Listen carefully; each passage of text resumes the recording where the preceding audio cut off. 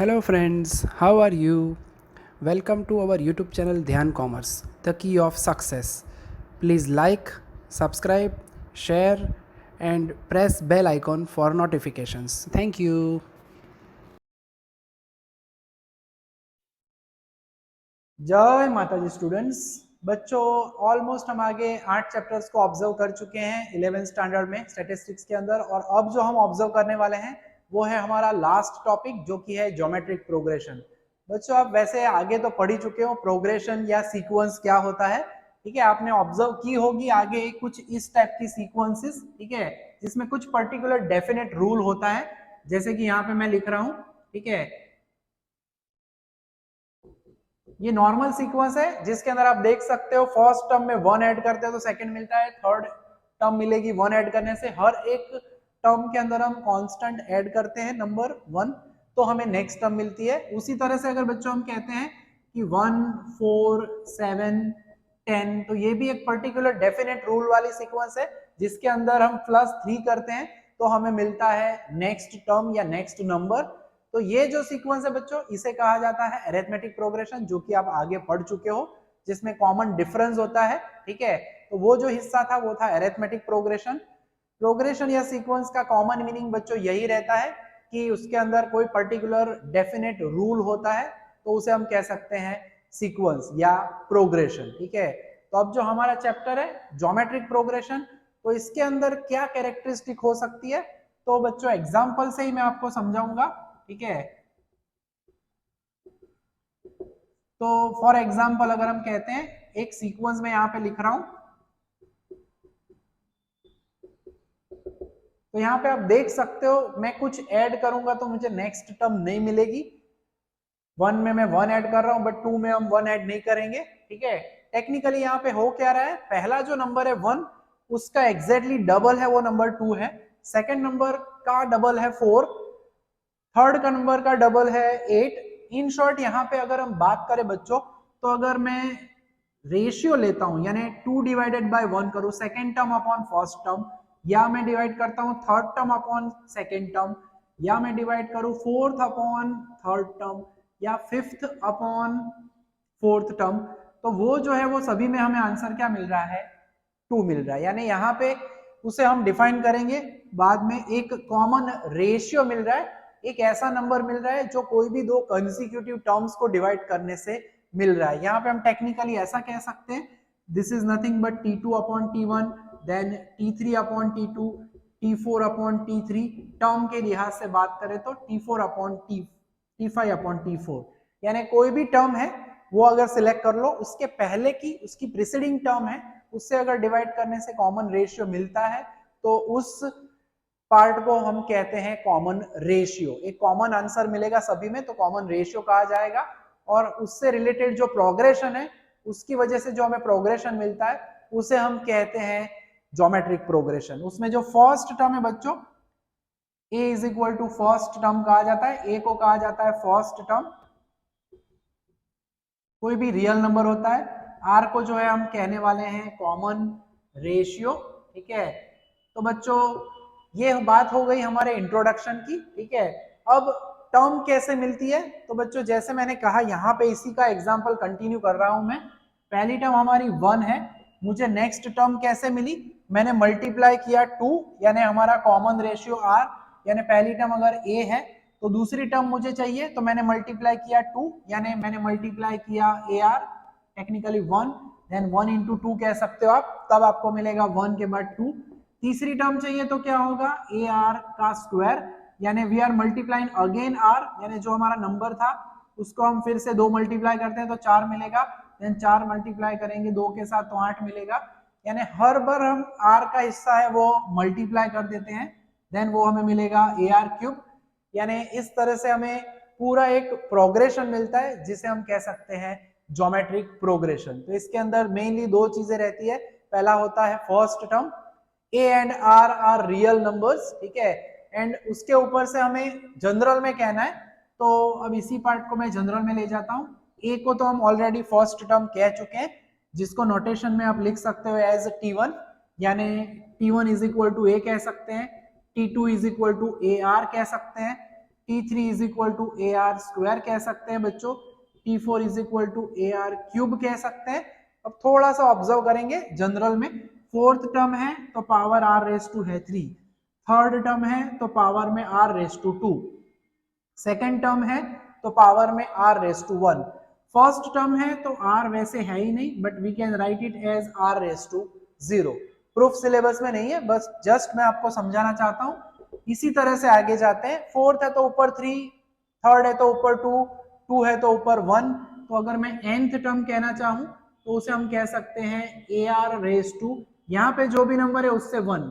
बच्चों ये हिस्सा हम ऑब्जर्व कर चुके हैं बाइनोमियल एक्सपांशन में भी, वहां पे भी ऐसे पावर का कोऑर्डिनेशन टर्म के साथ हुआ करता था। तो this is known as nth term of a geometric progression. जो हमारी बुक के अंदर मीनिंग दिया है उसमें यही चीजें बताई गई है कि a and r are any two real numbers and उससे related r greater than equal to 1 हो, एंड जिस टर्म के लिए, जिस प्रोग्रेशन के लिए nth term ar raise to n minus 1 दिया जाए तो उसे हम कहते हैं ज्योमेट्रिक प्रोग्रेशन। ठीक है, दूसरे ऑल्टरनेटिवली अगर हमें कहना है तो इसका भी इस्तेमाल कर सकते हैं कि किसी भी प्रोग्रेशन के अंदर अगर ratio of any term to its preceding term अगर सेम रहता है, कॉमन रहता है, तो उसे भी हम कह सकते हैं, कांस्टेंट रहता है तो उसे भी हम कह सकते हैं ज्योमेट्रिक प्रोग्रेशन। ठीक है, तो बच्चों ये इसका कॉन्सेप्ट हो गया। अब हम देख लेते हैं थोड़ा सा इसकी मीनिंग के बारे में भी देखना है और इसकी एक आध दो फॉर्मूला है वो हम देख लेते हैं अब पावर पॉइंट प्रेजेंटेशन में। तो बच्चों अभी अभी हमने बोर्ड पे ज्योमेट्रिक प्रोग्रेशन को डिटेल में समझ लिया है। अब खाली वक्त है उसका मीनिंग देखने का कि क्या होता है मीनिंग ऑफ ज्योमेट्रिक प्रोग्रेशन। तो if A and R non zero real numbers, दोनों नॉन जीरो रियल नंबर्स है, then the sequence whose nth term Tn is equal to ar raised to n for an integer n greater than equal to 1 is called geometric progression, where a is called first term and r is called common ratio। दूसरे terms में बच्चों कहे तो हम ऐसे भी कह सकते हैं कि ratio of any term to its preceding term when it becomes constant then it is also known as geometric progression. But ये मीनिंग हम ध्यान में रखेंगे। यहाँ पे आगे बढ़ते हैं, कुछ और दो तीन चीजें हमें ऑब्जर्व करनी है जिसमें है general form of a geometric progression. वैसे मैंने आगे समझाया ही है nth टर्म की फॉर्मूला कैसे आती है, वही होता है जनरल फॉर्म। यानी कि हम कहते हैं कि the general form of geometric progression is a are square, and उसी तरह से आ जाते हैं आगे whose first term is a, common ratio is r, in which the nth term Tn is equal to ar raised to n minus 1, it is called general term. ठीक है, Tn को nth टर्म या general term कहा जाता है। ठीक है, और ऊपर हमने जो ar स्क्वायर अप टू जो देखा वो होता है हमारा general form of a geometric progression. अब जो है nth टर्म वैसे हम कह चुके हैं बट जस्ट फॉर्मली देख लेते हैं nth term of geometric progression जिसे हम कहेंगे Tn is equal to ar raised to n minus 1, तो वो हम देख चुके हैं पूरा हिस्सा। तो इतनी चीजें ऑब्जर्व करनी थी और अब कॉमन रेशियो से रिलेटेड एक पॉइंट और ऑब्जर्व करना है, देख लेते हैं उसे। तो ज्योमेट्रिक प्रोग्रेशन में कॉमन रेशियो जो हमने कहा है any term divided to its preceding term, उसे हम कॉमन रेशियो कहते हैं। मगर उसे जनरल में कैसे लिखा जाए, तो n greater than equal to 1 Tn plus 1 upon Tn कहते हैं any term to its preceding term. ठीक है, तो उसे कहा जाता है common ratio. And common ratio की वैल्यू कोई भी हो सकती है हमारे पास यहाँ पे, वो पॉजिटिव हो सकता है, नेगेटिव हो सकता है या फ्रैक्शन हो सकता है। ठीक है, 0 या 1 के अलावा। 0 हो तो बच्चों रेशियो डिफाइन ही नहीं हो पाता, इसी वजह से हम ध्यान रखेंगे, और 1 होगा तो वही सीक्वेंस हो जाती है, तो खास ध्यान रखना है। ठीक है, एंड उसके बाद जो हम कह रहे हैं यहाँ पे सीक्वेंस फॉर्मूला, यानी the formula to find the nth term of geometric progression is called sequence formula. ठीक है, जो हम आगे कह चुके हैं, और उसकी फॉर्मूला हम Tn is equal to ar raised to n minus 1 कहते हैं। वही चीज है, थोड़ा अलग तरह से भी पूछ लेते हैं अगर आपको ऑब्जेक्टिव में सेक्शन बी में, तो आप ये लिख पाओगे। ठीक है, तो बच्चों अब कुछ एग्जांपल्स भी देखने हैं जो कि हमें ये फॉर्मूलाज का यूज करके सॉल्व करने हैं। तो चलो देख लेते हैं हम examples of geometric progression from exercise 9 section C and D के कुछ एग्जांपल देखेंगे। तो बच्चों अब हम देख लेते हैं हमारे सेक्शन सी में, एक्सरसाइज 9 ही है खाली। सेक्शन सी के 9 नंबर का एग्जाम्पल है जिसके अंदर हमें 4 क्वेश्चंस, 4 टर्म्स हैं, 4 सीक्वेंसेस दिए गए हैं, उनसे रिलेटेड हमें उन्होंने पूछा है find out the following terms. तो देख लेते हैं। पहला एग्जाम्पल है बच्चों, इसके अंदर सबसे पहले हमें पता चल रहा है यहाँ पे 10/2 5 50/10 यानी again 5। As we are studying geometric progression, common ratio तो मिलेगा ही। फर्स्ट टर्म को हम इंडिकेट करेंगे एज 2। आर जो है वो होगा हमारा common ratio, that first time है तो मैं आपको लिख के बता रहा हूँ। बाय डेफिनेशन हमने जो कहा था, सिंपली आप डायरेक्टली भी लिख सकते हो, इट इज नथिंग बट 5। अगर हमें दिया जाए इस तरह से पूछा गया है फाइंड द 6th टर्म, तो हम यहाँ पे हम लिखेंगे the nth term of a GP, short में लिखा जाता है ज्योमेट्रिक प्रोग्रेशन। तो formula is Tn is equal to AR to the power AR raise to n minus 1। Simply यहाँ पे जो पूछा जाए वो आपको करना है। उन्होंने हमें पूछा है 6th टर्म, तो n इज इक्वल टू 6 रख देंगे, तो T6 is equal to AR raise to 6 minus 1 यानी 5। वैल्यूज रख देते हैं, A इज 2 एंड 5 रेशियो है रेज टू 5। कैलकुलेटर का इस्तेमाल करना है बच्चों। सो इट इज 3125। सिंपल सा काम है। ज्योमेट्रिक प्रोग्रेशन के अलावा आगे आप पढ़ ही चुके हो, अरिथमेटिक प्रोग्रेशन आगे पढ़ चुके हैं। सो 6th टर्म शुड बी 6250, यानी कभी भी हमें कुछ टर्म ऐसे पूछी जाती है तो इसी तरह से काम करेंगे। दूसरी सीक्वेंस है बच्चों हमारे पास, इसके अंदर उन्होंने हमें डिक्रीजिंग सीक्वेंस दी है, ये इंक्रीजिंग सीक्वेंस है, नंबर बढ़ते जा रहे हैं। नेक्स्ट जो है उसमें दिया है 150 25 एंड पूछा है उन्होंने हमें फाइंड द 7th टर्म। ठीक है, स्टार्टिंग है, बेसिक एग्जांपल्स है। ठीक है, तो a इज इक्वल टू यहाँ पे हम लिखते हैं 100। कॉमन रेशियो होना चाहिए, यहाँ पे आप कोई भी एक हिस्सा लेके भी समझ सकते हो। Second term divided by first term, generally हम ये करेंगे। So it is nothing but we can write it as 1/2 लिख सकते हो आप, या 0.5 भी लिख सकते हैं। जनरली पॉइंट्स में हम लिखेंगे नहीं, 1/2 रखते हैं। और एज की हर सम में बच्चों एग्जाम में तो एक ही सम पूछा जाता है, हर बार थोड़ी यही सम पूछेंगे, 4 सम 5 सम। तो फॉर्मूला लिखने का काम हर सम में करने का, nth term of a geometric progression, तो उससे हमें फॉर्मूला के फॉर्मेट में लिखना है AR raise to n minus 1। जो भी टर्म पूछी जाए वो पहले रख दो, यानी T7 that is AR raise to 7 minus 1 यानी 6। A हमारे पास है 100, R है 1/2 रेज टू 6, और ये होगा 1 रेज टू 6 इज ऑलवेज 1, नीचे आएगा सिंपली 2 रेज टू 6 यानी 64। So simply this is 100 divided by 64। Simplify करना चाहे अगर तो ऊपर आएगा 24 और नीचे आएगा 16। सिंप्लीफाइड आंसर अगर आप चाहो तो लिख सकते हो। तो अब नेक्स्ट आगे बढ़ते हैं। तीसरी सीक्वेंस है, चारों के चारों में करवाने वाला हूं, पहला समय तो कॉन्सेप्ट पूरा क्लियर हो जाना चाहिए। तो नेक्स्ट इज थर्ड में हमें कहा गया है 1/3, 2/9 एंड 4/27। और इसमें हमें जो टर्म पूछी गई है बच्चों, वो टर्म हमें यहाँ पे पूछी गई है 8th term. What should be the 8th term, तो वो हमें काम करना है। ठीक है, तो 8th टर्म पूछी है, सो a इज इक्वल टू 1/3 ही होगा। अब r के लिए बच्चों करना क्या है, जैसे मैंने समझाया, हम generally second term upon first term लेंगे। Second term is 2/9 and first term is 1/3। ये डिनोमिनेटर का डिनोमिनेटर पलट के ऊपर जाएगा, यानी 2/9 इंटू 1/3 का होगा 3/1। सो 3 3 यानी हमारा रेशियो होगा 2/3। बस इतना सा ध्यान रखना है, टर्म आप आराम से ढूंढ सकते हो। ठीक है, सो अब the nth term of a GP, geometric progression की nth टर्म पूछी गई है। I mean, हमारे पास फॉर्मूला ये है, 8th टर्म पूछा है तो n इज इक्वल टू 8 रखने का। सो 2T8 होगा AR रेज टू 7। तो थोड़ा सा संभल के काम करना है। 1/3 यहाँ पे होगा 2/3 रेज टू 7, एंड वो जो है 2 रेज टू 7 कैलकुलेटर में ही करना पड़ेगा हमें। ठीक है, so that is 128 and 3 raised to 7, so that is 2187। Ultimately यहाँ पे कुछ कैंसलेशन नहीं होने वाला है, तो सिंपली नीचे इंटू 3 करना है, क्योंकि हमारे पास डिनोमिनेटर में है 3। सो 6561। सो हमारी 8th टर्म होगी 128 डिवाइडेड बाय 6561। ठीक है, वैसे ही बच्चों एक चौथा सम है जिसके अंदर स्क्वायर रूट वाला हिस्सा है, तो वो भी देख लेते हैं। ठीक है, तो 4 क्वेश्चन छोटे छोटे हैं टर्म ढूंढने वाले। ये आपको सेक्शन बी में पूछ सकते हैं कोई भी एक हिस्सा, या ऑब्जेक्टिव सेक्शन ए और एमसीक्यू में भी दे सकते हैं विदाउट एनी टेंशन, आप कर पाओगे। सो सीक्वेंस जो दिया गया है 2 है, 2 square root 2 then 4 and term हमें जो पूछी है बच्चों वो है 5th टर्म। ठीक है, 5th टर्म पूछी गई है। Process is the same, a is equal to लिख देना है r यानी 2 square root 2 divided by 2, 2 cancel होगा यानी हमारा रेशियो स्क्वायर रूट में होगा। जैसा आ रहा है बच्चों, जैसी सीक्वेंस दी जाए उस हिसाब से लिखना है।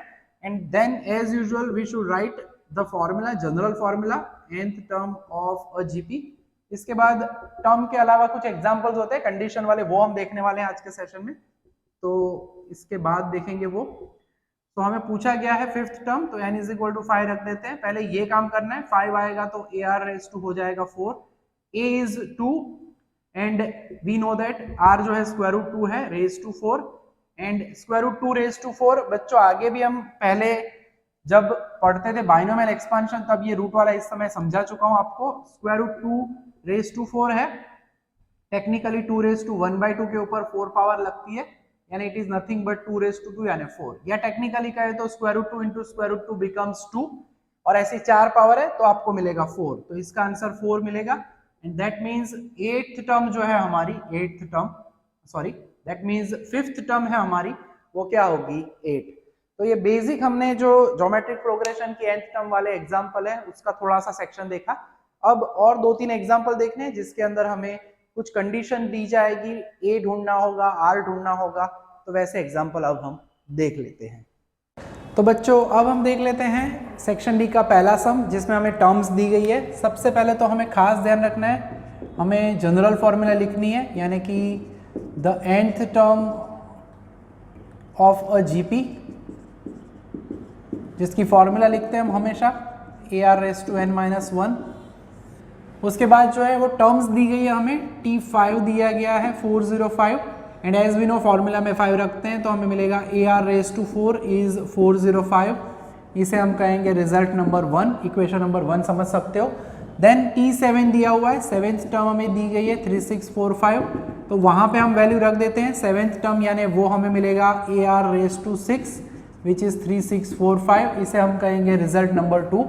एंड यहाँ पे जो है हम रेशियो लेंगे dividing equation number 2 by equation number 1, ठीक है, यानी taking ratio of equation 2 and 1।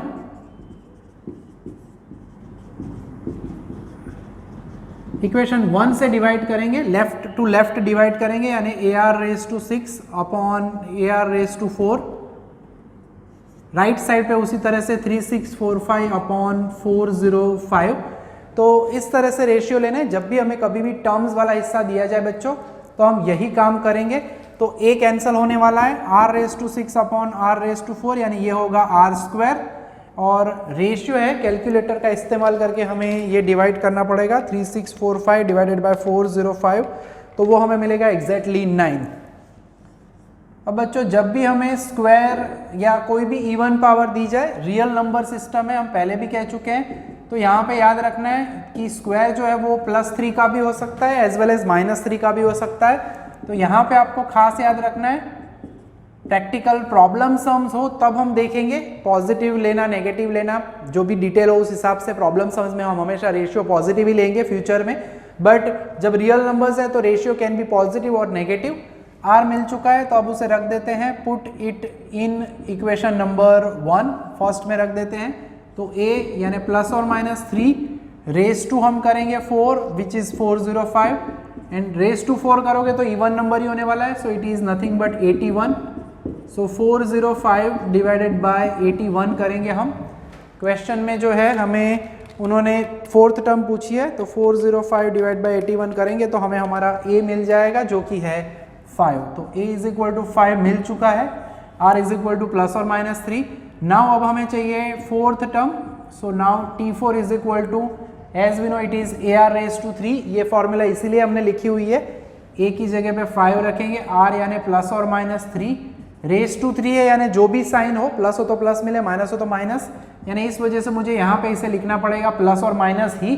अगर पावर इवन होती तो हम पॉजिटिव लिख देते, तो it is nothing but 27 into करना है, सो 27 इंटू 5 करना है, तो ये आंसर हमें मिलेगा 135। बट खास ध्यान रखना है बच्चों, प्लस और माइनस लिखना पड़ेगा, ठीक है, ठीक है, जिसके अंदर हमें यहाँ पे वैल्यू मिल रही है प्लस और माइनस, रियल नंबर है तो प्लस या माइनस दोनों ही लिखना पड़ेगा, स्क्वायर रूट या कोई भी इवन रूट लेते हैं, इवन पावर है तो बच्चों अब देख लेते हैं हम नेक्स्ट एग्जाम्पल, हमारे सेक्शन डी का जो है 6 नंबर का सम।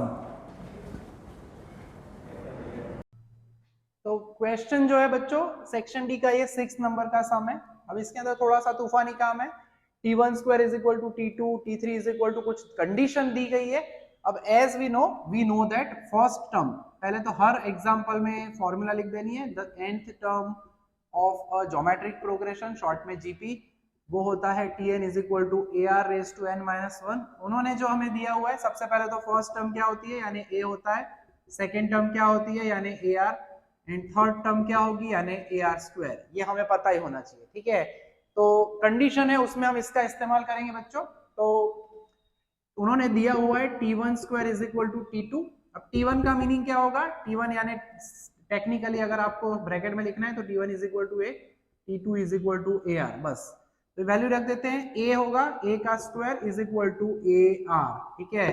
सो फाइनली इसमें होगा क्या, a को लेफ्ट में ले आने का यानी a square upon a is equal to r, so a is equal to हमें मिल गया r, यानी first term and common ratio बच्चों क्या है, सेम।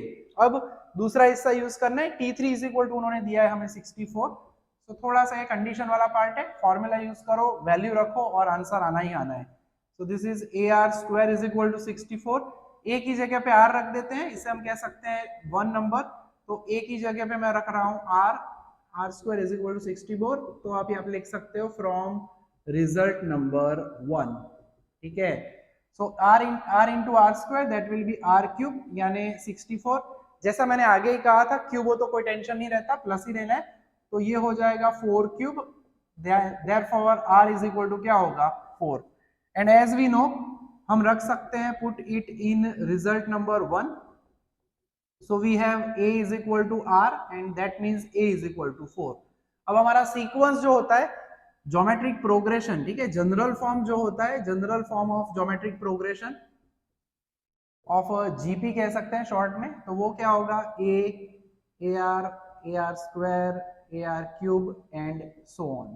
तो a एंड r की वैल्यू रख सकते हैं, तो a is equal to 4, r is also 4, ठीक है। देयरफॉर द सीक्वेंस उन्होंने कहा हुआ है, द सीक्वेंस जो है वो क्या होगा, पहले a की जगह पे r, then a into r यानी 4 इंटू 4 यानी 16, नेक्स्ट टर्म को 4 से मल्टीप्लाई करो 64 इंटू 4 यानी 256 एंड सो ऑन। तो ये मिल गया हमें बच्चों हमारा ज्योमेट्रिक प्रोग्रेशन, ठीक है। तो बहुत ही प्यारे प्यारे एग्जांपल्स है। तो आज के सेशन में बच्चों यहाँ तक का काम रखेंगे, नेक्स्ट सेशन में हम सम ऑफ एंड टर्म से रिलेटेड एग्जांपल्स को देखेंगे। रेडी करो चैप्टर को, लास्ट चैप्टर है हमारे 11th स्टैंडर्ड का। जय Mata ji, thank you and take care.